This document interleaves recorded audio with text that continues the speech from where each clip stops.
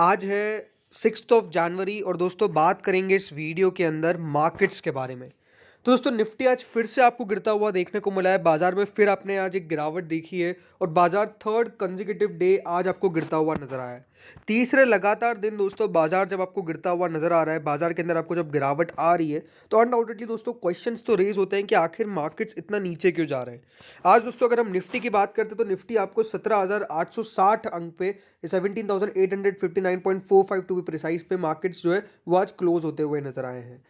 Markets में आपने आज 132 अंक की गिरावट देखी है और कह सकते हैं मार्केट्स में आज आपने एक बड़ा फॉल भी देख लिया था। सब कुछ अगर आप देखें तो सेंसेक्स में गिरावट थी करीबन 0.75% की। बैंक निफ्टी आज पूरे 1% के आसपास गिरता हुआ नजर आया। निफ्टी फाइनेंस सर्विसेज भी आपको देखने को मिलेगा ऑलमोस्ट 0.95% के आसपास गिरे। ऑटो गिरा। एफएमसीजी जरूर आज एक इंडेक्स था जिसके अंदर थोड़ी सी बाइंग थी, बट बाकी सारे इंडाइसेस जो मेजर इंडाइसेस है वहाँ पर आज अपने फॉल देख लिया। निफ्टी पीएसयू बैंक भी आज पूरे 0.84% गिरा है। तो आज निफ्टी से ज़्यादा बुरी हालत डेफिनेटली बैंक निफ्टी की थी। लेकिन आखिर मार्केट्स में इतना फॉल आया क्यों? आज निफ्टी इस प्रकार से दोस्तों नीचे आता हुआ नजर आया क्यों? ये अपने आप में एक बहुत बड़ा क्वेश्चन है, बिकॉज मार्केट्स में आपने जो ये गिरावट देखी है ये क्या बताती है, इसके बारे में दोस्तों इस वीडियो में चर्चा करते हैं। तो सबसे पहले अगर हम बात करें आज इंपॉर्टेंट अपडेट्स कौन से आने वाले हैं उसके बारे में, तो वो जरूर आप समझ लीजिए। दोस्तों सबसे पहला कारण क्या है आज बाजार गिरने का? दोस्तों आज सबसे बड़ा कारण आप कह सकते हैं बाजार की गिरावट का वो यही है कि रुपी ड्रॉप्स इज डॉलर रैलीज की यूएस जॉब्स डेटा अवेटेड।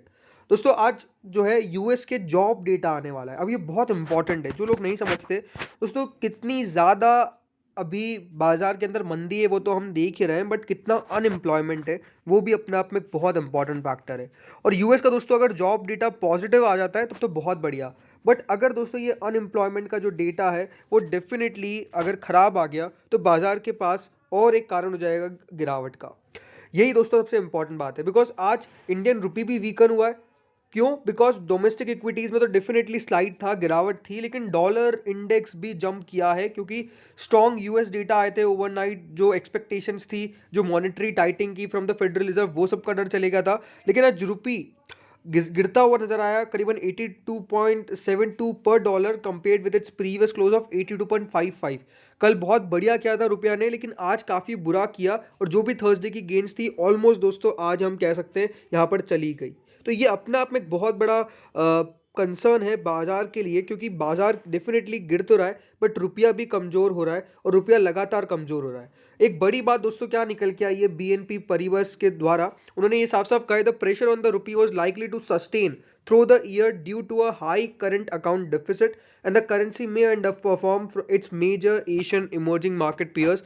ये दोस्तों साफ साफ कहा गया है। तो आप समझ लीजिए कि इस बार ये भी कहा जा रहा है कि जो रुपया है वो और भी बुरा आपको करता हुआ नजर आ सकता है।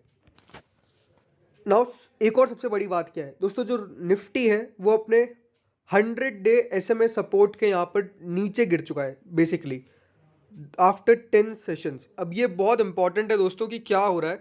जो 50 डे मूविंग एवरेज है वो दोस्तों ग्रीन में है, जो 100 डे मूविंग एवरेज है वो है दोस्तों 100 डे सिंपल मूविंग एवरेज, वो रेड में है।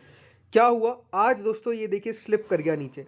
तो इसका कारण क्या है कि मार्केट्स के अंदर दोस्तों प्रेशर क्रिएट हो रहा है। कल आपने एफ आई का डेटा देखा, डी का डेटा देखा, दोनों की डेटाज में कल क्या था? सेलिंग, मतलब खरीदा नहीं बेचा गया उनके द्वारा।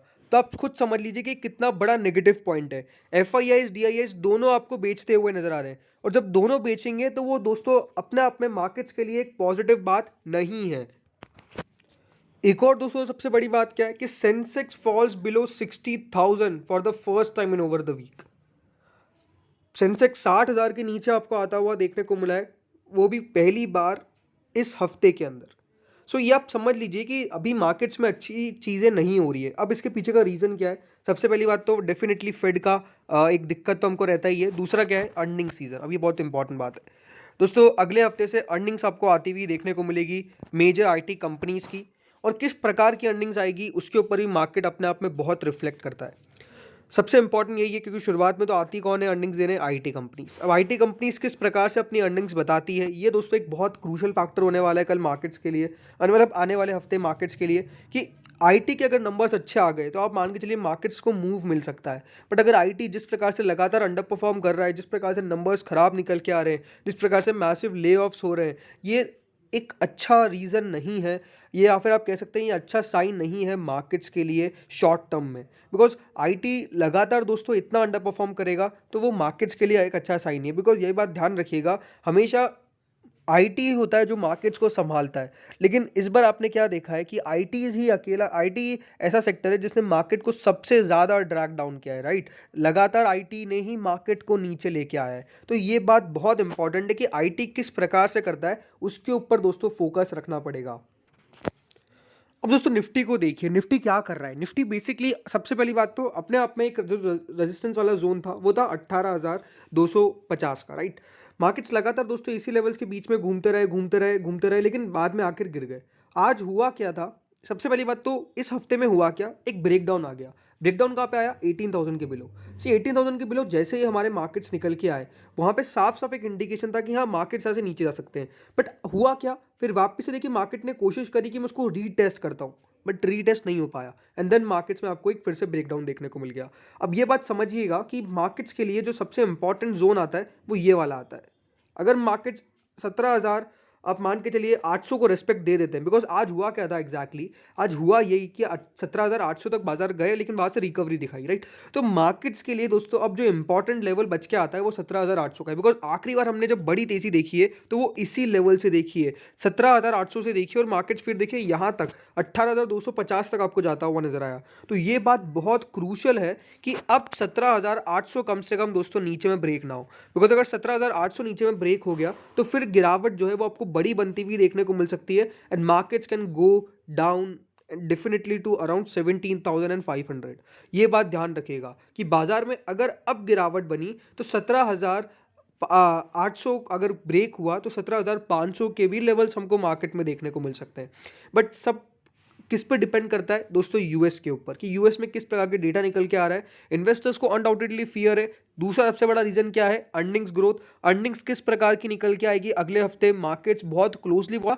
एंड मोस्टली जो इस हफ्ते आपने सेलिंग प्रेशर देखा है वो ड्यू टू अर्निंग्स ही है। बिकॉज अर्निंग्स का डर सबको रहता है कि किस प्रकार की कंपनी जो है वो अर्निंग्स पेश करती है। और अगर दोस्तों कोई एक्सीडेंट हो गया, बिकॉज आपने देखा क्या है, बजाज फाइनेंस, बजाज फिनसर्व के नंबर्स जो थे वो बिलो एक्सपेक्टेशंस आए, मार्केट ने बहुत ज़्यादा उनको गिरा दिया। क्यों, मार पड़ी उनको, क्यों, बिकॉज बिलो एक्सपेक्टेशंस। मार्केट के एक्सपेक्टेशन से भी अगर दोस्तों नीचे नंबर्स निकल के आएंगे तो वो अनडाउटेडली बढ़िया नहीं है और मार्केट्स में फिर उसको पनिशमेंट मिलेगी, जो हमने देख लिया है। तो इसलिए बहुत क्रूशल है क्या इन लेवल्स के आसपास क्या होता है, वो बहुत क्रूशल होने वाला है देखना। 17,800 के आसपास का भी सपोर्ट है, उस सपोर्ट को देखना होगा कि किस प्रकार से मेंटेन रहता है। अगर वो मेंटेन रह गया तो फिर हाँ यहाँ से 18,000 के ऊपर फिर हम ऊपर जाने की कोशिश करेंगे। 18,250 तो अपने आप में रेजिस्टेंस है ही, जो क्रॉस हो जाता है तो बहुत बेहतर रहेगा।